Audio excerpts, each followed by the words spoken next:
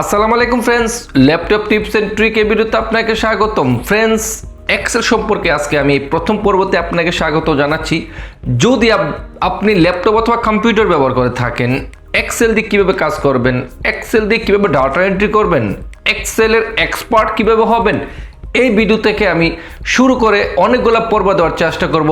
অবশ্যই আমাদের ভিডিওতে আপনি থাকবেন, আপনার জন্য আমাদের এই কোর্স প্রথম পর্বতে আপনাকে স্বাগত জানাচ্ছি।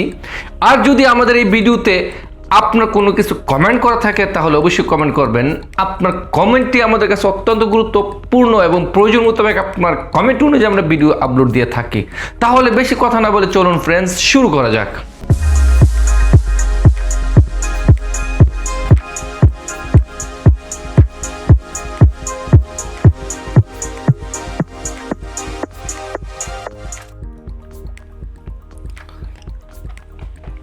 স্ক্রিনে আপনাকে স্বাগতম ফ্রেন্ডস। আমরা এখন মাইক্রোসফট এক্সেল চলে যাব। এক্সেলটা বের করার জন্য প্রথমে আপনার মাউসের রাইট সাইডে ক্লিক করে একটু নিচে যদি নিউতে নিয়ে যান, তারপরে নিউজ সাইটে অনেকগুলো নতুন করে আবার এখানে দেখতে পাবেন অ্যাপস।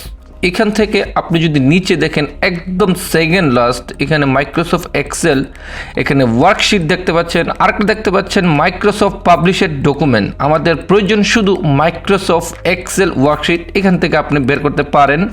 অথবা আপনি চাইলে এখানে একদম বাম পাশে নিচে আপনার মাউসের রাইট সাইডে ক্লিক করে এখান থেকে যদি আপনি সার্চ অপশনে আরেকটা ট্যাপ করেন তাহলে এই সার্চে গিয়ে আপনি লিখতে পারেন এক্সেল। আপনি যদি এখানে এক্সেল লিখেন ফ্রেন্ডস, দেখেন এক্সেল লেখার সাথে সাথে কিন্তু চলে আসলো এক্সেল। আর আমারটা হচ্ছে 2013 এক্সেল।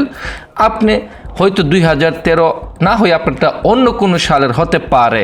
তারপরে আপনি যদি এখান থেকে বের না করে অন্য কোথাও থেকে বের করতে চান তাহলে এখান থেকে আবার আপনার সেম ডান পাশে মাউসটার একদম আপনার ল্যাপটপের বাম পাশে নিচে স্টার্ট বাটনে, বা আপনার যদি অন্য কোথাও থাকে লেখা, আমারটা উইন্ডোজ 10 তাই স্টার্ট লেখা হয়েছে, এখান থেকে আপনার মাউসের রাইট সাইডে ক্লিক করবেন, করে এখানে দেখতে পাচ্ছেন অল অ্যাপস। আপনি অল অ্যাপসে যদি ট্যাপ করেন তাহলে এখান থেকে নিচে আপনি চলে যাবেন আপনার মাইক্রোসফট এক্সেল, এখান থেকে খুঁজে বের করতে পারেন।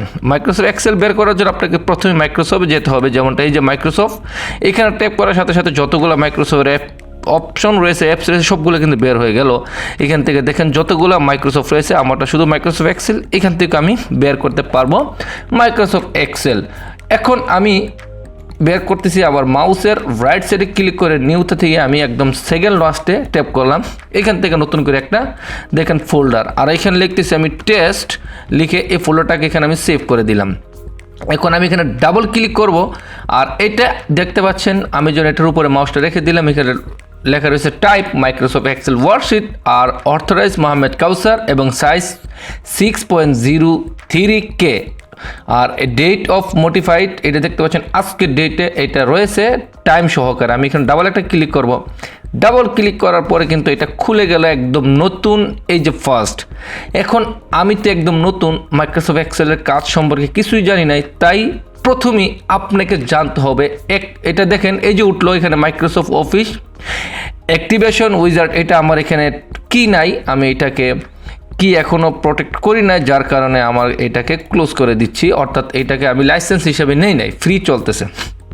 এখন ফ্রেন্ডস, এই যে দেখতে পাচ্ছেন মাইক্রোসফট এক্সেল খুলে গেল, আর এটা আমার যেহেতু লাইসেন্স এখনও করি নাই, অর্থাৎ কি দেই নাই, তাই এটা ফেল উঠছে। দেখেন এই যে প্রোডাক্ট অ্যাক্টিভেশন কি, এখানে দেখতে পাচ্ছেন একদম উপরে এই যে এক্সেলের একটা চিহ্ন, তারপরে এটা দেখতে পাচ্ছেন, তারপরে এই যে দেখেন একটা তীর, একটা ডান পাশে একটা বাম পাশে গিয়ে রয়েছে, আর এখানে জেনারেল, আর জেনারেলে যদি আপনি একটা ট্যাপ করেন তাহলে দেখেন এখানে অনেকগুলো রয়েছে, আর এগুলো হচ্ছে আপনি দেখেন এগুলো হচ্ছে লেখার সাইজ, আপনি কি সাইজে লিখতে চাচ্ছেন। তারপরে পাশে আরেকটা দেখতে পাচ্ছেন তীর চিহ্ন, এখানে যদি ট্যাপ করেন এই যে এখানে লেখা রয়েছে ওপেন, তারপরে নিউ, সেভ, এইগুলা অনেকগুলা লেখা রয়েছে। পাশাপাশি দেখেন এখানে file, home, insert, page out, page layout, তারপরে formulas, data, review and view, এই অপশনগুলো দেখতে পাচ্ছেন। এখন কথা হচ্ছে একদম উপরে এই অপশনটার কাজ কি, এই যে এখানে সেভ, এখানে দেখতে পাচ্ছেন ব্র্যাকেটের সাথে Ctrl+S, আমি স্ক্রিনে দেখাচ্ছি Ctrl+S, এটার কাজ কি। যদি আপনি কোনো কিছু লিখেন, উদাহরণস্বরূপ আমি লিখতেছি আমার নামটা লিখতেছি মোহাম্মদ কাউসার, লেখার সাথে সাথে এটা আমি যদি এখানে ট্যাপ করি তাহলে এটা কিন্তু সেভ হয়ে গেল। এটা কিন্তু এখানে ট্যাপ করার সাথে সাথে এটা সেভ হয়ে গেল। এখন আপনি যদি এখান থেকে কেটে দেন, আমি এটা কেটে দিচ্ছি একদম ডান পাশে, দেখেন একদম উপরে আপনার ডান পাশে যদি চলে যান তাহলে এখানে দেখতে পাচ্ছেন এই যে করস, তারপর এখানে দুইটা, এখানে একটা। প্রথমে যে করস চিহ্নটা দেখছেন এখানে যদি ট্যাপ করি তাহলে এটা কেটে যাবে। আর যদি এখানে দেখতে পাচ্ছেন এটাকে বলা হয় মিনিমাইজ, এটাকে একবারে নিচে ছোটো দাও, একদম ছোটো হয়ে যাবে। আর এর পাশেরটা যদি মাইনাস দেখেন এটাকে বলা হয় মিনিমাইজ, আর এটাকে ম্যাক্সিমাইজ বলা হয়। দেখেন আমি মিনিমাইজ করে দিলে এটা কিন্তু চলে গেল নিচে, আবার যদি এটার উপরে গিয়ে ট্যাপ করি এটা চলে আসলো। আর এই যে এটাতে আমার এই ফাইলগুলা কী সিস্টেমে রাখতে চাচ্ছি, এইটার কাজ হচ্ছে কি এইগুলো আপনি কীভাবে রাখতে চান। আমি দেখেন এখানে ট্যাপ করলে 3 সিস্টেম রয়েছে। একটা হচ্ছে অটো হাইড, আমি যদি এখানে দিই তাহলে এটা অটো হাইড হয়ে গেল, একদম উপরে চলে গেল। দেখেন এখন কিন্তু শুধু আমার এই লেখাগুলো নাই। আর যদি আমি এখানে একটা ট্যাপ করে আবার যদি এখানে দিই শো ট্যাপস, দেখেন শুধু শো করলে শুধু এই জায়গাটাই লেখা আসবে নামগুলো, আপনি নামগুলো ট্যাপ করার সাথে সাথে কিন্তু চলে আসবে দেখেন। আর যদি এইখানে ট্যাপ করে যদি এইখানে শো ট্যাপস অ্যান্ড কমেন্টস এটা দিলে পার্মানেন্ট সবগুলা এই নিচের সবগুলা ABCD এগুলা কিন্তু থাকবে। দেখেন আমি আপনাকে এটা দিচ্ছি, দেখেন শুধু এগুলা লেখা উঠলো আর ABCD লেখা উঠলো, মাঝখানে যেতগুলো আসিল লেখা দেখাচ্ছে না। আর যদি নিচে দেই এই যে সবগুলা চলে আসলো, দেখেন A to Z। এই হচ্ছে আমাদের এক্সেলের এই জায়গাটার এটা। তো প্রথম হচ্ছে এটা দিয়ে আমি ক্যান্সেল করে দিলাম, তারপরে আবার ডাবল ট্যাপ করে এটা খুলে নিলাম, কিন্তু এটা লেখাগুলো কিন্তু আমার সেম রয়েছে। দেখেন ফ্রেন্ডস, সেম মোহাম্মদ কাউসার, কারণ আমি এখানে ট্যাপ করছিলাম। আর যদি এখানে আমি যদি লিখছি মোহাম্মদ কাউসার লিখে যদি আমি আবার লিখি, দেখেন আবার লিখতেছি হাই ফ্রেন্ডস। দেখেন আমি যদি এই লেখাটা যদি সেভ করতে, লেখাটা ভুল হয়েছে ফ্রেন্ডস, হাই ফ্রেন্ডস। দেখেন আমি ফ্রেন্ডস লেখার পর যদি আমি এখানে ট্যাপ না করি আর কি, এটার উপরে মনে করেন আমি ট্যাপ করলাম না, তাই আমি ডাইরেক্ট কেটে দিচ্ছি। এখন কিন্তু বলতেছে, দেখেন এখানে বলতেছে আপনি কি এটাকে সেভ করতে চাচ্ছেন না সেভ ছাড়া এখান থেকে বের হতে চাচ্ছেন। দেখেন want to save your change to text, আপনি কি সেভ করতে কি, তো আমি এখান থেকে ডোন্ট সেভ, আমি সেভ করতে চাচ্ছি না, এটা কেটে গেল। আবার যদি এখানে ডাবল ট্যাপ করি, দেখেন এটা কিন্তু এখন এখানে কোনো সেভে আসলো না, কারণ আমি এখানে ট্যাপ করি না। আর যদি আমি আবার লেখাটা লিখি, দেখেন আবার লিখলাম, লেখার পরে যদি এই ক্রস চিহ্নতে আবার ট্যাপ করি, এখানে যদি সেভ দেই, এই যে দেখেন সেভ দেওয়ার পর এটা ভিতরে কিন্তু সেভ হয়ে গেল। আমি যদি একটু ডাবল ট্যাপ করে আবার খুলি তাহলে দেখেন এটা কিন্তু সেভ হয়ে গেল। অর্থাৎ আপনি দুই ধরনের এটা সেভ করতে পারেন। আবার আরেকটা সেভ করতে পারেন, আপনি দেখেন কন্ট্রোল S, আপনি যদি কন্ট্রোলে S এ, তারপরে আপনি এখন আজকের আমাদের মোটামুটি শেখার কাজ হচ্ছে একদম উপরে কোনো কিছু লিখে সেভ এখান থেকে করতে হবে আপনাকে।